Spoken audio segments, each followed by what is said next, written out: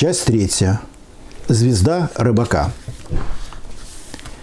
Глава 1. Рыба Нового Завета.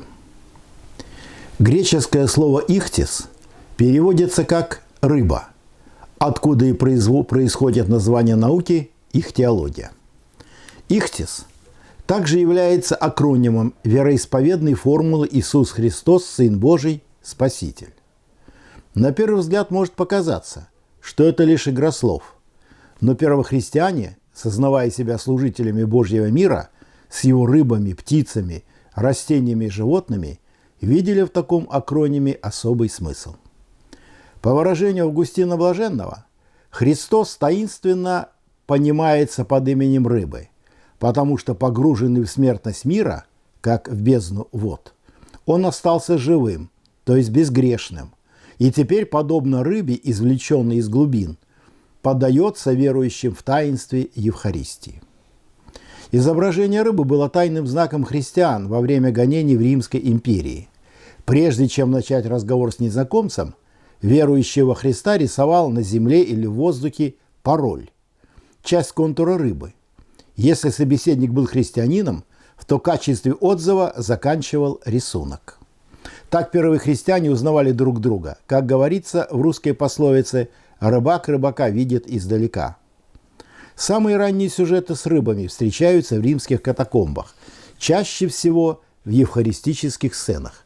Например, рыба, несущая на спине корзину с хлебами и бутылью вина, является символическим изображением Христа, дарующего миру причастие. В Новом Завете мы видим немало чудес с упоминанием рыб. А насыщение народа в пустыне хлебами и рыбами, лов святого Петра и трапеза воскресшего Христа с учениками на Тивериадском озере. В толкованиях притчи о сатире, которой надо вынуть изо рта первые пойманные рыбы и отдать в качестве жертвы для Иерусалимского храма, образ рыбы связывается с нашим искуплением Господом Иисусом Христом.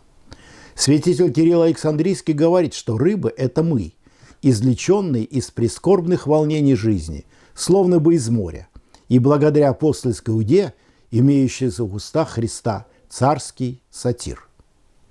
Многие из апостолов были рыбаками, но Господь обещал сделать их ловцами человеков.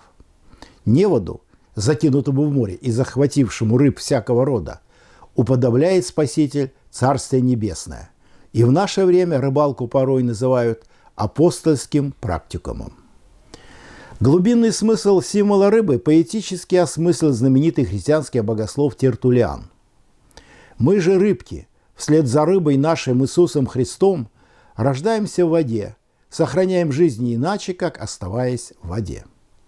Возможно, поэтому молитва для меня звучит как поэтическая и духовная рифма к слову «ловитва». Когда я жил в городке, то хотел стать ихтиологом, но стал врачом, священником и теологом.